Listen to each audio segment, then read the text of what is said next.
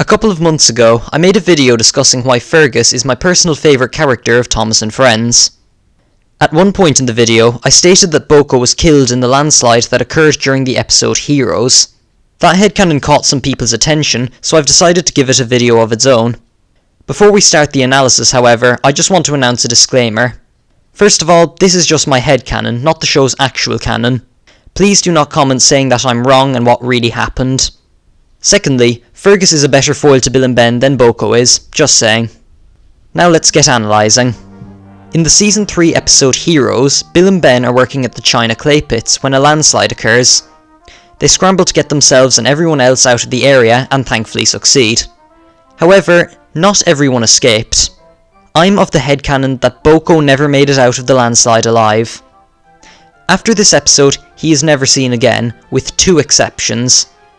Thomas and the Special Letter and Double Teething Troubles, but I have an explanation for both of them. Special Letter is a bad episode, as it's inconsistent with the original story that takes place before BoCo's introduction. Therefore, his appearance in that episode isn't canon. As for Double Teething Troubles, I like to think that BoCo's role in it gets swapped with Mavis. Without BoCo, work at the Farquhar Quarry is busier than ever, to a point where Ben's buffers get worn out. The Fat Controller decides that they need a new engine to help them. Enter Derek. He arrives at the quarry where he meets the twins, but his engine breaks down and he can't pull the trucks. The Fat Controller sends him away to be repaired and looks for another engine to replace him. This is where Salty comes in. When he comes to Sodor, he's sent to the quarry for the exact same reasons as Derek. He does a fantastic job there, making deliveries run smoothly. Sir Topham Hatt decides that Salty should be rewarded by permanently relocating him to Brendam Docks. He does so, and Salty happily works there from then on. However, that means someone else must take his place at the quarry, and so Fergus arrives, and as I stated in my video on him, he goes to the Farquhar Quarry. Later in Season 7, Fergus is relocated to the cement works where everything runs smoothly, until Diesel is brought back by the Fat Controller. As you all know, he makes Fergus go to the smelter's yard, leading to Fergus running away. I've said before that I wasn't a fan of Thomas being the one who finds him at the end, and that Salty or Mavis would have been better. In my rewrite of the episode, it's Salty who rescues Fergus and brings him to Sir Topham Hatt. Fergus spends the night at the smelters, and the next day Salty returns to bring him home. This leads me to another headcanon I have. When the Fat Controller says that he will send Diesel to the smelter's yard at the end of Fergus Breaks the Rules, he was actually referring to scrapping Diesel. After so many problems caused by him, Sir Topham Hatt had had enough of Diesel's trickery and decided to end him once and for all. After Fergus leaves the smelters, Diesel is brought to his fate, but he pleads with the Fat Controller for mercy.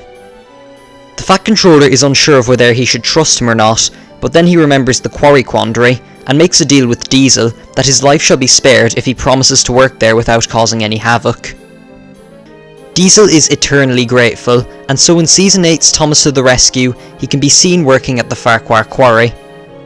Diesel does his jobs properly there and doesn't mess up, but he's still hostile towards the steam engines.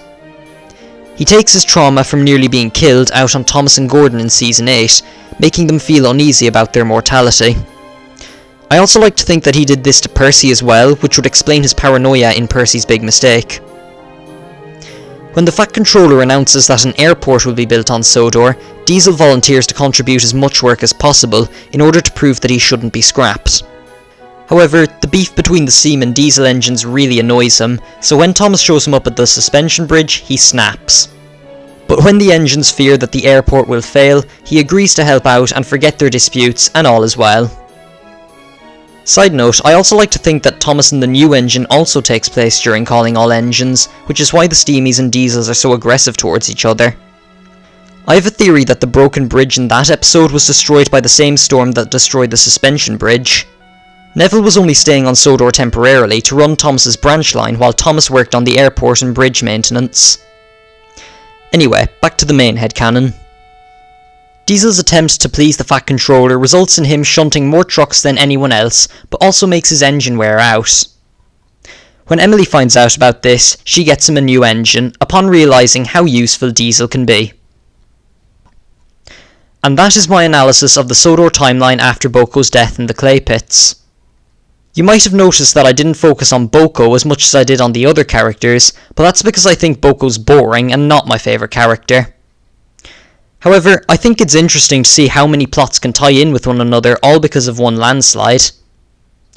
Again, these are all just my headcanons, and if you want, share your thoughts on this video in the comments down below.